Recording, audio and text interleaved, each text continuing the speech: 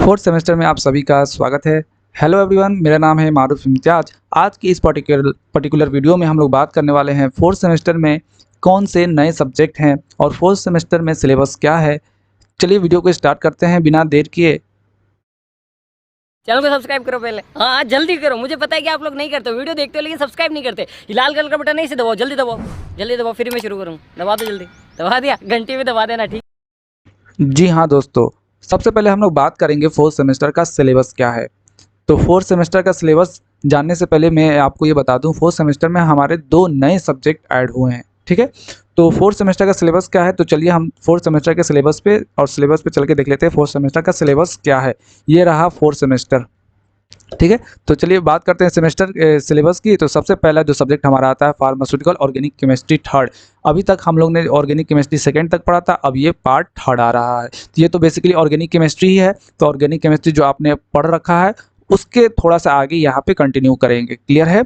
अब हम बात करते हैं मेडिसिनल केमिस्ट्री। ये टोटली न्यू सब्जेक्ट है जो इस सेमेस्टर में ऐड होने वाला है। ठीक है, तो ये यहाँ पर न्यू सब्जेक्ट है, तो आपको समझना भी है क्या है क्या नहीं है, इसमें क्या पढ़ना है। ठीक है, medicinal chemistry, chemistry word related है, तो जाहिर सी बात है इसमें स्ट्रक्चर वगैरह हम लोग पढ़ेंगे। ठीक है, बेसिकली हम लोग यहाँ पर सार पढ़ते हैं। सार क्या होता है?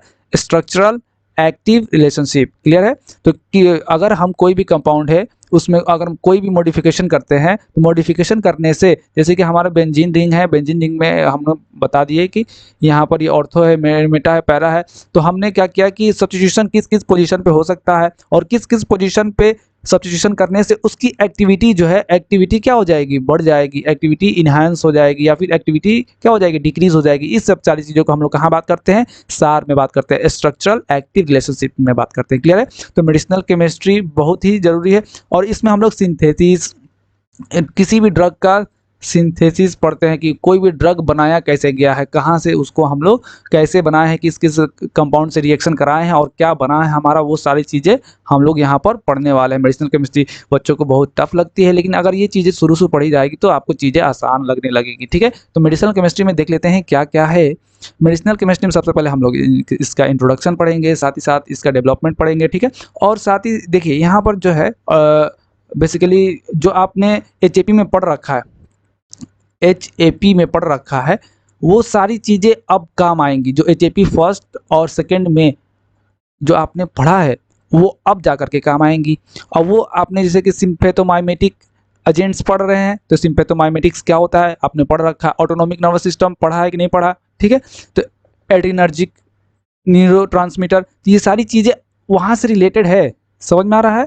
ठीक उसी तरह यहाँ पर एंटागोनिस्टिक है और यहाँ पर क्या है, देखिए यहाँ पर किसी भी ड्रग का 2 होता है, एगोनिस्ट, एंटागोनिस्ट। एगोनिस्ट यानी उसका हूबहू सेम काम करने वाला, एंटागोनिस्ट यानी अपोजिट काम करने वाला। क्लियर है। तो ये सारी चीज़ें जो है कौन कौन से ड्रग का सिमिलर एक्टिविटी शो करेगा, कैसे एक्टिविटी उसका इन्हांस कर सकते हैं, कैसे उसका डिक्रीज कर सकते हैं, ये सारी चीज़ें हम लोग यहाँ पर पढ़ने वाले हैं। देखिए यहाँ पे पैरासिम्पैथोमाइमेटिक एजेंट्स। क्लियर है। तो जो पैरासिम्पैथेटिक के जैसे काम करेगा तो पैरासिम्पैथोमाइमेटिक, माइमेटिक मतलब मिमिक करना।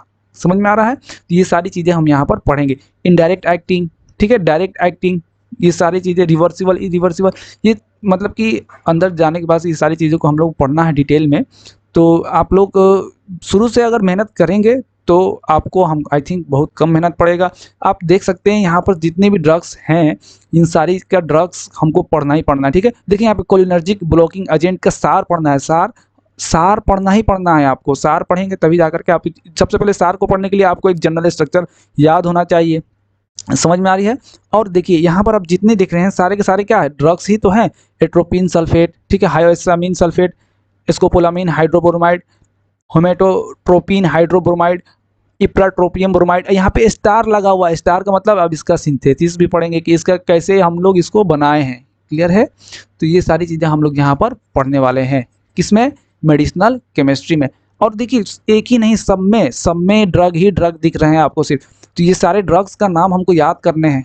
क्लियर है। तो अगर आप शुरू से पढ़ेंगे तो हमको लगता नहीं है कि मेहनत आपको पड़ेगा। सेंट्रल नर्वस सिस्टम नाम तो सुना ही है। तो जो आपने पढ़ा है कि कौन कौन से CNS पे काम करते हैं, वो सारी चीज़ें हम लोग यहाँ पर बात करने वाले हैं। क्लियर है। अब हम लोग बात करते हैं बेसिकली ये मेडिसिनल केमिस्ट्री का प्रैक्टिकल है।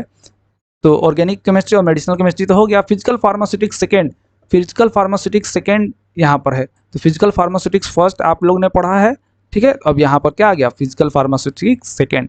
क्लियर है।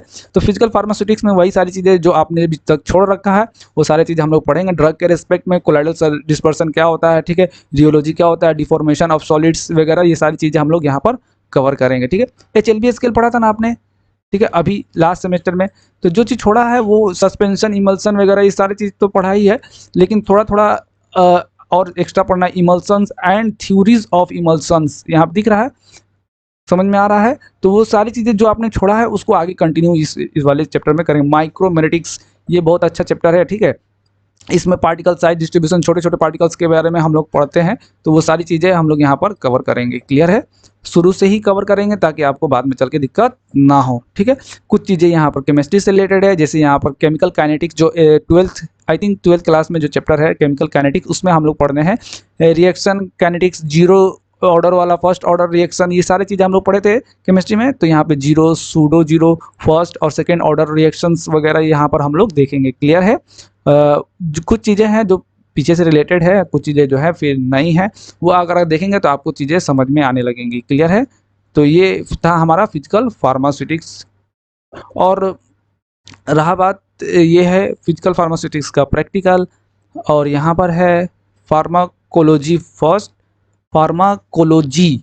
अब ये फार्माकोलॉजी और मेडिसिनल, यही दो सब्जेक्ट जो है, ये दूसरा है और वो पहला, यही दो सब्जेक्ट जो है बिल्कुल नए हैं। फार्माकोलॉजी में बेसिकली आपने जो भी अभी तक HAP में पढ़ रखा है वो सारा चीज़ यहाँ पर आपको नॉलेज को काम आने वाला है। इसमें हम लोग स्ट्रक्चर एक्टिव रिलेशनशिप के बारे में कोई बात नहीं करते हैं, इसमें सिंथेसिस के बारे में बात नहीं करते, इसमें सिर्फ और सिर्फ थ्योरीज पे बात करते हैं, ठीक है। फार्माकोलॉजी में क्या होते हैं, ठीक है, फार्माकोलॉजी का जनरल पहले इंट्रोडक्शन। तो ये बेसिकली आप जो भी होने वाला है ये थोड़ा सा आपको ईजी वे होने वाला है, क्योंकि ये फर्स्ट पार्ट है फार्माकोलॉजी का, और इसमें आपका जैसे कि मेडिसिनल केमिस्ट्री में हिस्ट्री वगैरह पढ़े थे उसी तरह यहाँ पर भी हम लोग देखने वाले हैं। क्लियर है। तो जनरल फार्माकोलॉजी समझ में आया। तो इसमें डेफिनेशन वगैरह हम लोग पढ़ेंगे, लोग फार्माकोविजिलेंस वगैरह क्या होता है, ठीक है, ये सारी चीज़ें हम लोग पढ़ेंगे। लोग किसी भी ड्रग को जब हम लोग डिस्कवर करते हैं, उसको डिस्कवर करने के बाद से क्या करते हैं, सबसे पहले प्री क्लिनिकल इवोल्यूशन फेज होता है, फिर क्लिनिकल फेज होता है, phase of clinical trials and pharmacovigilance, ये सारे ड्रग डिस्कवरी में हम इसको पढ़ेंगे लोग। क्लियर है। और यहाँ पर फार्माकोलॉजी जो भी है, जैसे कि ऑटोनॉमिक नर्वस सिस्टम, पैरासिम्पैथोमाइमेटिक्स एजेंट, जो हम लोग उसमें पढ़े हैं, उसमें तो कहीं ना कहीं मेडिसिनल केमिस्ट्री और फार्माकोलॉजी दोनों, पूरा तो नहीं कह सकते लेकिन दोनों क्या है, आपस में रिलेटेड है कहीं ना कहीं, ठीक है। तो इसमें हमको लगता नहीं है कि अगर आप एक सब्जेक्ट में मेहनत कर रहे हैं और दूसरे सब्जेक्ट में वही टॉपिक है, तो थोड़ा सा डीप जाएंगे तो केमिस्ट्री में चले जाएंगे आप, तो अब वो भी आपका कवर हो जाएगा और साथ ही साथ कोलॉजी भी कवर हो जाएगा, तो दोनों एक ही बार में कवर हो जाएगा। क्लियर है। CNS वगैरह, यहाँ पर रिसेप्टर्स के बारे में बात करेंगे लोग, जो भी रिसेप्टर्स है, डिजीज़ जो आपने पढ़ रखा है उस डिजीज़ में कॉजेटिव एजेंट वगैरह जो भी पढ़ रखा है वो सारी चीज़ें हम लोग यहाँ पर बात, एंटी एपिलेप्टिक ड्रग्स है, ड्रग्स के रिलेटेड हम लोग बात करते हैं, कौन कौन सी बीमारी में कौन कौन से ड्रग्स देते हैं, कौन कौन सा ड्रग्स इफेक्टिव होते हैं, वो सारी चीज़ हम यहाँ पर पढ़ने वाले हैं, ठीक है। CNS stimulants and nootropics, opioids, analgesics and antagonistics, ये सारी चीज़ें हम लोग यहाँ पढ़ें। एक सब्जेक्ट और है फार्माकोलॉजी का, तो ये प्रैक्टिकल है, और एक सब्जेक्ट और है फार्माकोग्नोसी, ये सब्जेक्ट भी नया है। ये 3 सब्जेक्ट बेसिकली आपके में नया है। ये थ्योरी वाला पोर्शन है, ठीक है। फार्माकोग्नोसी एंड फाइटोकेमिस्ट्री, ये सारा का सारा किससे रिलेटेड है, प्लांट से रिलेटेड है। तो बोरिंग होने वाला है, लेकिन हमको क्या करना है, मेहनत करना है। क्लियर है। तो इसमें हम लोग आयुर्वेदा सिस्टम वगैरह ये सब चीज़ पढ़ते हैं। सर यूनानी हो गया, तिब्बत हो गया, और भी सारी चीज़ें इसमें हम लोग देखते हैं। सबसे पहले हम लोग जो टेक्सोनोमिक क्लासिफिकेशन, ये सारा चीज़ हम लोग 11th में पढ़े थे लोग, तो टेक्सोनोमिकल क्लासिफिकेशन वही सारी चीज़ें यहाँ पर है, kingdom, phylum, class, order, family, genus, species, वो टेक्सोनोमिकल क्लासिफिकेशन हम लोग करते थे। तो यहाँ पे अल्फ़ाबेटिकल क्लासिफिकेशन है, मॉर्फोलॉजिकल यानी उसका मतलब कि कैरेक्टर्स देख करके हम लोग क्या कर रहे हैं, उसको डिफ्रेंशिएट कर रहे हैं। समझ में आ रहा है।